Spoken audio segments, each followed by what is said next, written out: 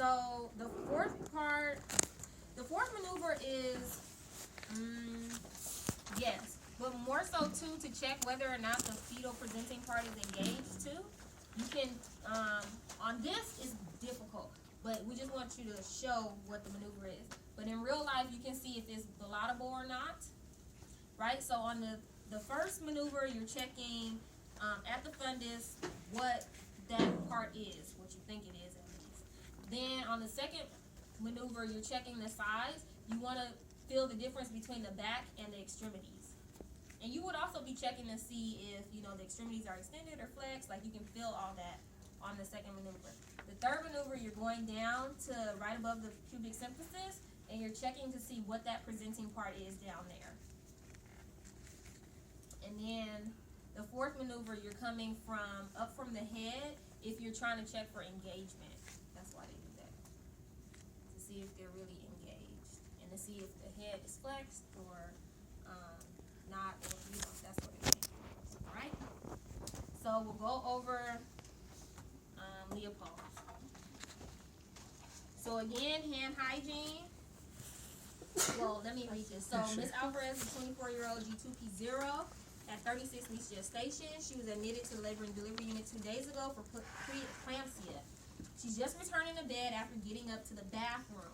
Using Leopold's maneuvers, determine the fetal position and apply the ultrasound and topodynamometer in the correct position. So the point of this is not only for you to know the fetal position, but knowing the fetal position, you need to know where to put the monitors. All right? And where do you put the monitors? What monitor goes on the fetal back? There are 2 monitors. So you're looking for the ultrasound, the EFM, which we call it. It goes on the back, the fetal back. So you need to know the difference between whether this fetus is vertex or breech, and you need to know what side the back is on, because that'll determine whether you put the monitor in the upper left quadrant, upper right, or lower left or lower right. And then what about the topodynamometer? At the fundus. You palpate for the hardest part of the fundus and you put it right there.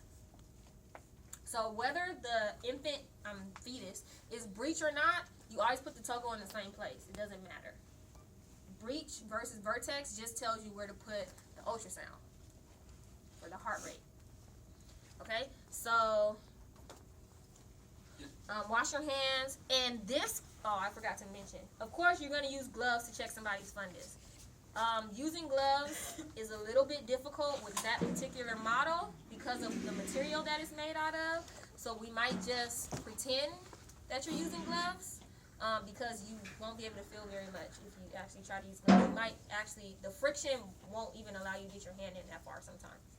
So for this model though, and for the other one, Oski, you don't need to use gloves. So it's not appropriate to put on gloves every time you walk in somebody's room. Only if you're going to be doing something where there could potentially be an exchange of body fluid. Okay, so wash your hands, identify the patient. Again, she does have on armbands, so you will read the armbands. You're going to, well, this was down from last time, but I put the side rail down.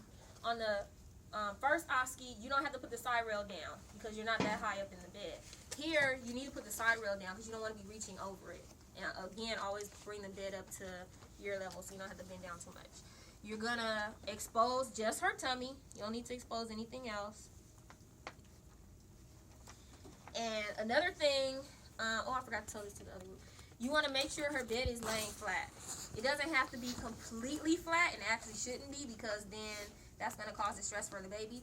But you can't do Leopolds on somebody who's sitting up in high Fowlers. So, you know, the bed might be down, the bed might be up when you walk in. Make sure that it's at least this level if you're going to do Leopold. So you're going to do your first maneuver. You're going to feel at the top of the fundus. I'll just tell you, because this is a mannequin and this is Noelle, she actually gives birth. So there's a little Metal.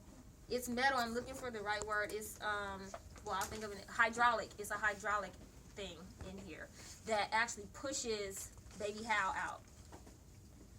Noel's baby is named Hal. Anyway, it pushes him out. So that's here. So don't get tricked up by that thing. So just kind of try to move around it because we can't do anything about it. So you'll feel for something up here. You're feeling the fundus, and I feel something that's pretty big and pretty round. Then I'm going to come down to the second maneuver, and I'm on both sides pressing in to see what I feel. If you feel the back, it feels really smooth and it's long. You can go all the way down it. The extremities, you'll feel like little indentations because there's an arm here, then there's space, then there's a leg, and there's space. So you won't feel, it's not a smooth, continuous body part. It's a lot of little jagged edges and stuff. Or you can come over here. Girl, you better come on. All right. So, you can feel that. Come down to the third. You're going to go over the pubic symphysis, hand in a V, and you're going to see what body parts you feel down there. Can you move it? Can you not? Does it feel large and round? Does it feel small and round? Does it feel like a little foot? What does it feel like? So you're going to feel for that. And then coming up, going down from up where her head is, you're going to come down again to see if the presenting part down there, if you can feel, is it, can you move it around? Can you extend it? And is it down inside the pelvic inlet, or is it bilateral? Is it up? Is it not engaged? Okay, so for this particular fetus, it's breech, and the back is on the mother's right side. So I'm going to, well, I'll just show you so you know I'm not lying. And this actually, you can ask the other class because they were like, well, can we play with it and put it in a position that you can't see and then you can feel it? Sure. So I turned around and let them do whatever they wanted to do, and this is the position they put it in. And I knew what position it was in by doing leopolds. So I'm not just saying this because I know the baby's here. You can actually feel it. Ask them. They really did that. Okay, so because this is the fetal position, then I know that I'm gonna put the monitor part right over here. That's the head. I don't want to put it on the head, but I'm gonna put it at the top of the back. If the baby was head down, say the fetus was head down with the face facing mom's right side, so back's going to be on mom's left side, then the toco would be over here. So again, you have to know what quadrant. So just because this is the right side doesn't mean you can put it here. That would be wrong because it's head down. It should be closest to where the heart is on the back. And then we don't have, this is the ultrasound. We don't have a toco dynamometer. We'll get something for that, and it should be on the fundus. But I do want to see you actually palpate to say, where's the hardest part of the fundus? Okay, this is the hardest part. I'm going to put it there. You can't just walk in the room and just put it wherever you want. It actually has to be the hardest part of the fundus. Okay, any questions about that one? Yes. What would you do if the baby's back is facing like parallel to the mom's back? So the baby's facing. Like this? Yeah. Thank you. Where would you put the Right around in here somewhere. Oh, okay. So in the middle of all the quadrants? Well, because you want it to be closest to where the heart is, right?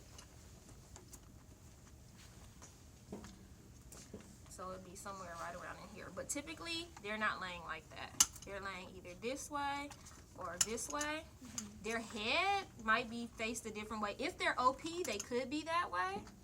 But it's pretty rare. And we're not trying to trick you. Okay. We want you to know the difference between the back and the front. Okay, you guys are good on this one? Again, I can't really teach you how to do this. You have to practice. You have to be able to feel for yourself so you get an idea of what it feels like. And always maintain modesty. So if you do this, like for me, you're going to lose points. That doesn't, you don't have to expose her like that to do leopolds. All you need is her stomach. So you shouldn't even be seeing her breast. Just stomach. Same thing for Noel. If you notice, this is Noel. Same thing for that other mannequin. If you notice when I did the vaginal exam,